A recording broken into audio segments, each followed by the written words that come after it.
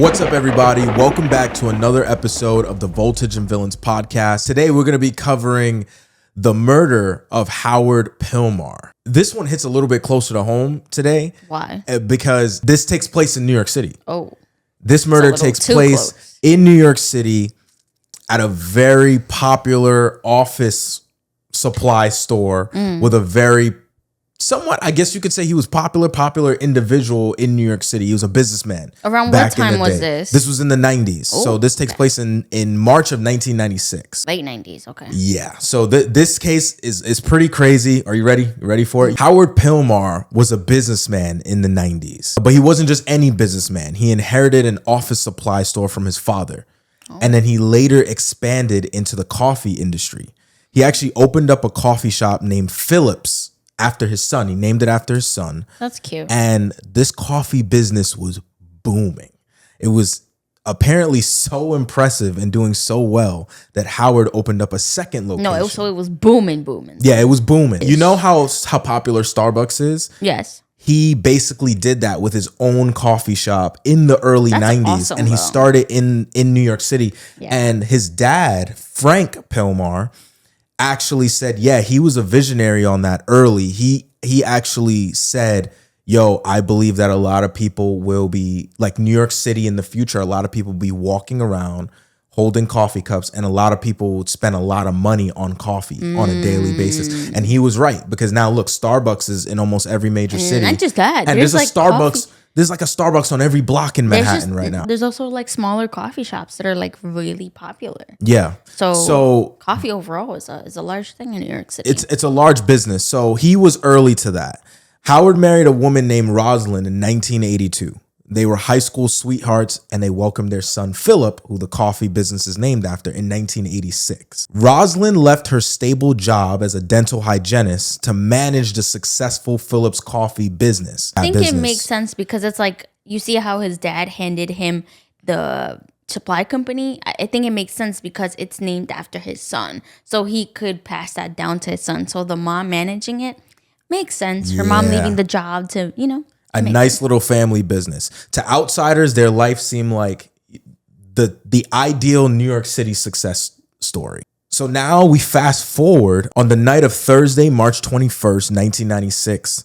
Roslyn and her brother, Evan Wald, who was a worker at Phillips' coffee shop, went to have a business chat with Howard at his King's Office supply store. So they went there to have a conversation with him after their shift.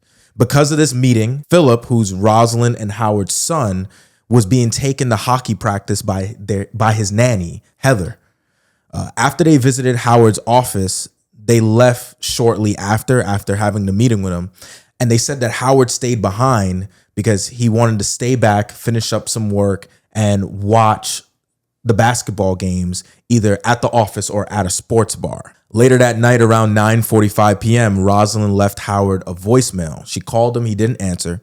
She left a voicemail, and it's on police records, asking, where he was, and is he still at the office, or did he go out to a bar to finish watching the games? I believe this is March Madness time, so I believe that's the games that he was talking about. But I mean, the NBA season's also going on, so it wasn't specific. It wasn't specified. He just said, I wanted to watch the games. So she called wondering, are you watching the games? Are you still at work? Like, what are you doing? What are you up to? She received no answer. And when she couldn't get a hold of him for the rest of the night, she started calling like local hospitals around 10 and 11 p.m. to see if maybe he got admitted to a hospital, because she's like, this is not normal. He's not answering the phone. But why would your first thought be to call a hospital? Maybe not the cops? I mean, maybe she didn't want to get too ahead of herself and be like, oh my God, like something drastic happened. Or like the hospital, maybe she was like, oh, maybe he felt sick. Maybe he got to the hospital, like maybe something. It's now the next morning. He has not returned any of his wife's phone calls. Whoa. On the crisp morning, apparently it was a nice sunny day, Friday, March 22nd, 1996. Ron Tucker, who was an employee of Howard, arrived at work expecting an ordinary day at King's Office Supply. And instead, he was met with a horrific scene where he discovered 40-year-old Howard Pilmar's lifeless body in a massive pool of blood on the office's fourth floor. Howard had been brutally stabbed 48 times in his chest, back, and neck. Not 48. 48 times. That's a lot of times. No, that's so like investigators immediately said, "Hey, this looks like a crime of passion, like crime of anger. Like whoever did this was angry with this individual. This is his wallet. Nothing was missing from the office. Nothing was missing from his personal self. Not his watch, his wallet, nothing. So they said, no, this clearly had to be somebody that he knew, probably. That hated him. Yeah. For whatever reason. So it could be disgruntled employees, maybe a secret mistress, somebody. Because 48 times in the areas that he got stabbed. Insane. Yeah, 48 times in the areas that he got stabbed and nothing else missing. It was clearly a crime of anger. Anger, yes. Police started doing some investigating into his loved ones and his employees, and they didn't really find anything, but they started to notice that Roslyn's behavior was strange because even though she promised to keep the businesses up and running, and I should say this, when everybody was kind of gathered around when they found out that Howard died, she appeared to have like a really stoic face. She didn't really cry a lot. She just looked very stoic. And a lot of people at first, they were saying, wait, that's weird. But then when she kind of gave like a mini speech saying, hey, we're going to keep the businesses going and everything like that, they said, oh no, she's just a really strong individual. And she's trying to, be strong for her kid and for all of his employees and everything like that. Your face. Yes, but police started to look at it and go, we're looking at all the employees and we're looking at everybody. And, of course, they always look at who's closest to you. So, of course, at some point, she has to be a suspect. So when police are looking at her stoic face, they're like, suspicious. Maybe that's a thing. We're just going to note it. I don't think it's a big deal, but we're just going to note it. And she promises to keep the businesses up and running and keep Howard's name alive. 2 weeks after Howard's death, she walks into King's Office Supply and announces that she's selling the business.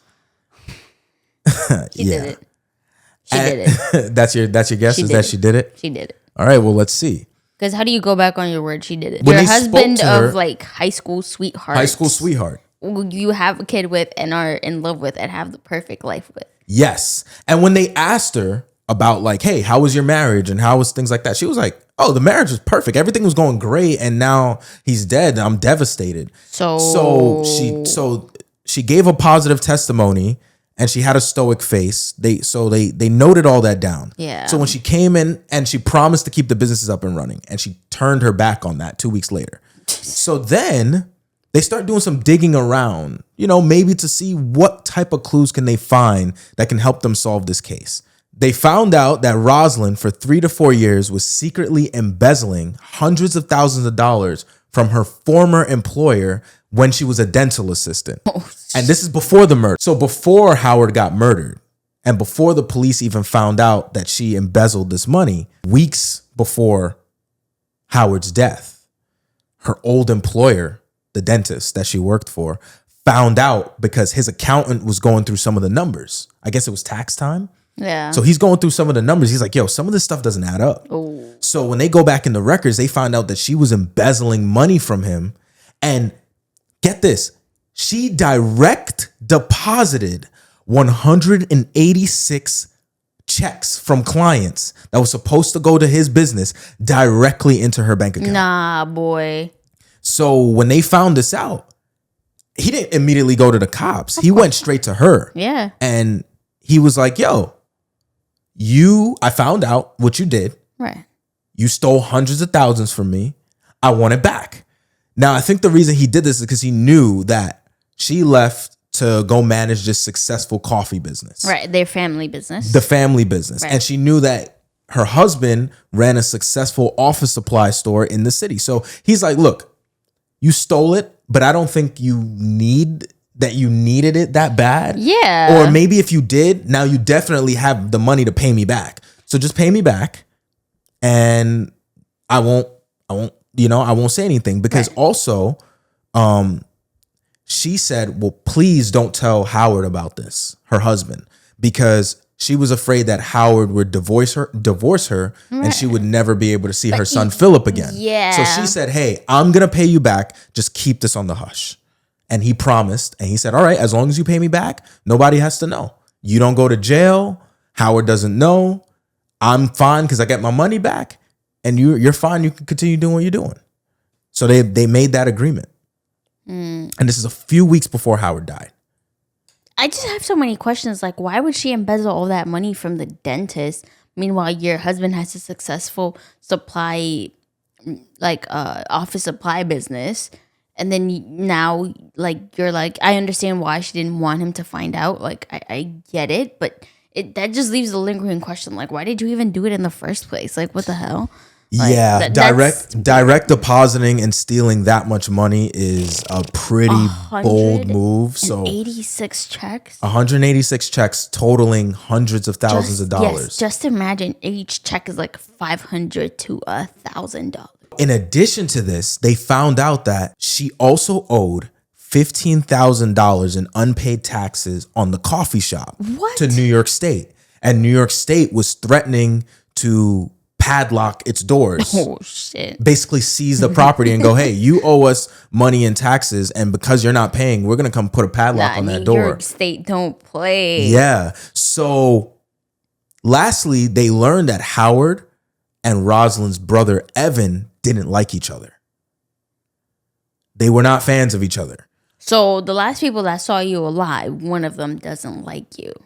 Yeah, exactly. You're totally innocent. So the police now have a motive in their mind. They're like, okay, out of everybody that we've interviewed, out of everybody that we know is in Howard's life, it seems like these two individuals who were also the last people to see him alive would have a motive to harm him. But they don't have any evidence of this. But they're just noting all of these details and saying, this would be a good paper trail to lead to who would want to murder him. Heck yeah. So on the night that Howard was murdered, Roslyn and her brother, like I said before, Evan Wald, who managed a coffee shop, were the last known people to see him alive. The next day after Howard was murdered, investigators noticed on Evan's hand that he had fresh cuts on his dominant hand, which was his left hand. Detectives believed that this murder was personal, fueled by deep anger. Yet without a murder weapon, eyewitnesses, or clear proof, the case stalled. It kind of became a cold case. But Frank, Howard's father, was every day hounding the investigators. He was calling like every other day. Hey, any new leads? Any this? Any that? And sometimes they'll have stuff, but most days they didn't because the case kind of stalled out. They have two people that they feel are connected, but there's literally no physical evidence, no murder weapon, no video footage showing them leaving, anything suspicious. So the case goes completely cold. But Frank knew, I have a feeling that it was these two, because Roslyn had a feeling that Frank was on her, said that she even was associated with the murder. She just said, hey, I'm gonna ban you and your whole side of family from even talking to me and Philip. So she didn't even want anything to do with that side of family because that Howard side of family swore up and down that she had something to do with the murder. So she goes, you know what? Just stay away from me. And she takes the $1.2 million insurance money that she gets. So she gets $1.2 million in insurance money because of Howard's death. She gets all of the properties that Howard owns, and there was the businesses. Both she sells the coffee off, shop and the family supply. Yep, and she sells off the King's office supply. And then she moves off with Philip. So Frank and that side of family, Howard's side of family, doesn't see or hear from Philip or Roslyn for years. Damn, boy. Evan goes off and gets married, and he's still working in the food business. And Roslyn goes off and is raising Philip with all the money. Now, fast forward, and the dentist still didn't get his money. Yeah, hell yeah. So the dentist comes back and goes, I'm suing the F out of you. Pay up. So she ends up getting arrested. That makes sense though, because he did give her time to kind of like figure it the fuck out, and then now I find out you got this big insurance policy money. Where's the money that you stole from me? Exactly. You owe me first. Exactly. So he goes back and he goes, you know what? Screw this. And he goes to the authorities. The authorities arrest her. She goes to court and ends up just paying him the money that she owes. Because I mean, she has millions. She's a millionaire. Yeah, at this point. So she just pays him. Because she alone keeps it pushing. Because she alone from the insurance policy got 1.2 million. From the insurance policy alone. And then that's not even the sale of like either the company. Businesses, like either the company, the office supply, or the coffee shop. Exactly. So she ends up paying the money that she owes to the dentist. So now, fast forward, it's 1999, and there's advancements in DNA technology. 3 years later, the police finally linked Evan's blood to the crime scene. Out of all of the blood that's all around this horrific crime scene, there's one little drop of blood. It is like literally this big, like the size of a nickel. And it's on the wall near Howard's body. And it's Evan's blood. So when they find the blood, the court demands a test of Evan's blood, and they find that it is his blood. Now, between his hands being cut and that blood, they're like, no. So he was there. Right. He was there. We know he was there because he admitted that he was there. Now, his blood is on the wall near Howard's blood and his body, and he has cuts on his hand. But what makes this hard is that there's no other piece of evidence. There's no murder weapon, and there's no other bits of blood. There's no hair. There's nothing there, else. Just that one single drop of Evan's blood. There's not even blood in the bathroom where clearly whoever did it went to go clean things up. Right. There's not even a single blood droplet of his in there. So of Evan's in that bath. So they're wondering now, damn, with this single piece of blood, we have to prove that this came from him committing the murder. So at this time, Roslyn had resumed life as a dental hygienist. Evan continued in the food industry. And Philip is unaware of the sinister circumstances surrounding his father's death. Damn. So he went on, he excelled academically, and he eventually became a successful lawyer. So now fast forward to 2017. Nearly 2 decades later, after Howard's death. Dang. And mind you, Frank that little boy is probably like 20, he's almost like early 30s, early 30s. Dang, dude, because he was almost 10 when his dad died. Oh snap! Yeah, so you fast forward now in 2017, after nearly 2 decades after Howard's murder, prosecutors can finally indict Roslyn and Evan. Boy. They used the new DNA technology that was able to identify Evan's blood that was on the wall. And they used the cuts that's on his hand. And they used Heather, who was a nanny back then that didn't want to talk to prosecutors. They finally got her to say something. Dang, she came forward and she said, hey, I didn't want to say anything back then, but I had this conversation with Evan 2 days or so before Howard ended up dying. And he said that if Howard ever hurt Roslyn, that he'd kill him. Oh my. They took that testimony. They took everything. They even took the fact that Heather said that night when she went to take Philip to hockey practice. While she was at hockey practice, she spoke to Roslyn on the phone, and Roslyn said, hey, we're not done yet at Howard's office. We're not done yet. We're not done yet, which means it wasn't a quick in and out. So now they know, okay, Heather's saying that they were there for a while. Right. Then now they listen back to those phone calls. When she's talking on the phone and leaving that voicemail, she's saying a bunch of different timestamps. She's saying, hey, I'm wondering, hey, me and Philip are just here wondering, are you still working or are you at the bar like you said that you would be? I got home at about 8:30. So-and-so called me at about 8:45.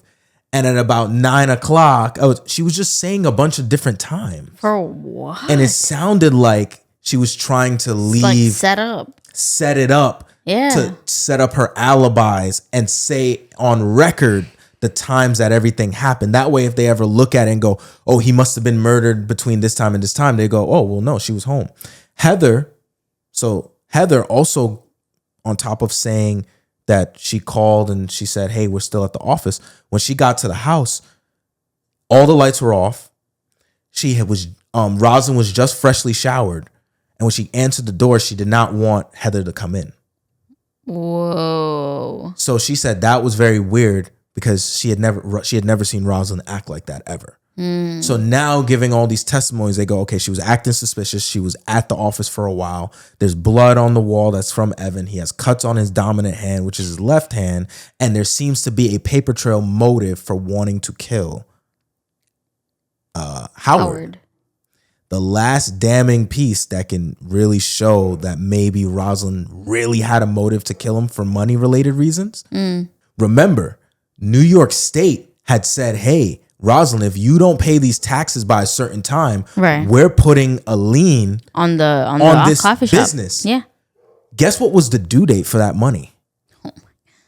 The day that he died. The night that Howard was killed. March 21st, 1996.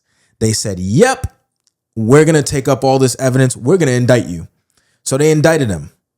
So then trial started in January 2019. And all of these facts, these newfound evidence came out. And they also found out at this hearing that Howard had secretly consulted with a divorce lawyer after discovering Roslyn's massive financial debt. So he found out that she embezzled money. He also found out that she didn't pay the taxes on the business. So he actually consulted with a divorce lawyer shortly before he was murdered. Dang. So she probably knew, and he probably found out and told her, I don't like this and whatever. But he never told anybody else. He just kept it to himself and kind of was like, all right, before I tell anybody else, let me figure out what I'm going to do. Yes. And then she was like, this is not going to end well for me. You got to go. Yes. And here's one other detail that I left out. Freshly after Howard was murdered, maybe only 1 year after he was murdered. Okay.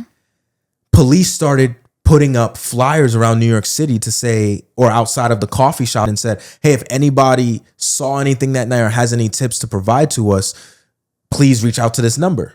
They started noticing that all the flyers kept going missing. Whoa, and then they would say, what? Who the hell would be tearing down help us solve this murder flyer? Yeah. So they started setting up secret cameras. And they caught Evan and Roslyn's sister tearing down the posters. So that's when they definitely knew, but they still didn't have enough evidence. So years later, with all this new technology and all this new testimonies and evidence, they said, them taking down we know for a fact it's you, and we're going to definitely use every ounce of evidence that we have to prove it's you. And every single one of these actions prove that you had a reason to do something, and you tried to cover it up. So now fast forward, Philip, who's now a grown man, was emotionally distraught. Of course. And he pleaded to the judge for leniency for his mom. He credited her with the way that she brought him up and raised him, and that he wouldn't be the man that he is today without her raising him to be that way. And he also made a statement and said, having her die in prison is not going to bring my dad back. So can you just be lenient on whatever you plan on doing? Yeah. And this is after the jurors decided that she was guilty after 4 days. So in July 2019, both Roslyn Pilmar and Evan Wald were found guilty of second-degree murder and were sentenced to 25 years to life in prison. Howard's family, after years of grief and suspicion, because Frank knew, and a lot of people were happy because not only does Howard get justice, but also Frank's dad, Howard's dad, Frank, who was in his 80s at this point, who was in his 60s when his son was murdered, got up on the stand and said basically like he lost three things that night. He lost his son that he can never get back. He lost his business that got sold. And he also lost Philip, his grandchild from Howard, that he never got a chance to speak to after that because the person Roslyn who's kept him away. the person that's responsible for his son's death took him away too. That's crazy. So he pleaded with Philip also to, just at least have a relationship with him. But Philip, the second that his mom got found guilty, walked out the courtroom. And the second that they sentenced his mom and his uncle to 25 years to life, he just got up and walked out the courtroom because he just was over it. I mean, that's fucked up. And at the end of the day, like, it's really Roslyn's fault. Like, all of this stuff happened, right? One, why did you even embezzle the money in the first place? Second of all, like, if you're taking care of the business, to actually take care of the business. Yeah. But not just that. After you did all those things, you took the kid away from his dad's side of the family. Now, not thinking that in the future, if you ever get caught, you're the only thing that he has. And she was That's probably filling his fucked head up with a bunch of bullshit for Hell years. yeah. With a bunch of bullshit. Like, Hell yeah. God knows what she was telling them this whole time. Hey, those people are not good. They think that I had something to do with your dad's murder. I would never, and all this stuff. And I mean, if you're growing up and your mom is telling you that, of course you're gonna believe her. You want to believe her. Well, not just and even that. if you don't believe her, anyone... he's right. Sentencing her to life in prison is gonna bring him back. Right. But it is the right thing to do. But that's a hard decision to say that you want to make as a son. Exactly. So I can Your understand only parent his too. pain in the moment, and also you partially don't want to side with the family that you were exiled from because what if you're wrong? Yeah. What if all this evidence just points to your mom doing this, but in actuality, she really had nothing to do with it? Well, not just that. Like, that's like the only parent that he has. So it's kind of hard to be like, yeah, go ahead, take her away. It's like, dude, this is the only person that I have that is related to me in that sense of like has grown up with me. Yeah, I have my mom's side of the family or whatever and my dad's side, but this is the only person I've known my entire life. You want to know what's another thing That's fucked up. You want to know what's another thing that I'm thinking about here? I'm wondering if this is just me shooting her only a tiny bit of bail. Like, because maybe, just maybe, it went down like this.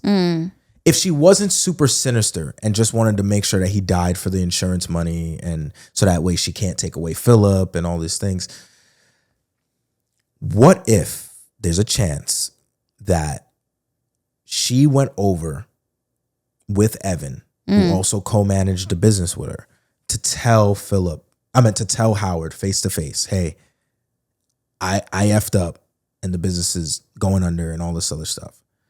And Howard either said he knew or didn't. And he's like, now I know. And her worst fears came true.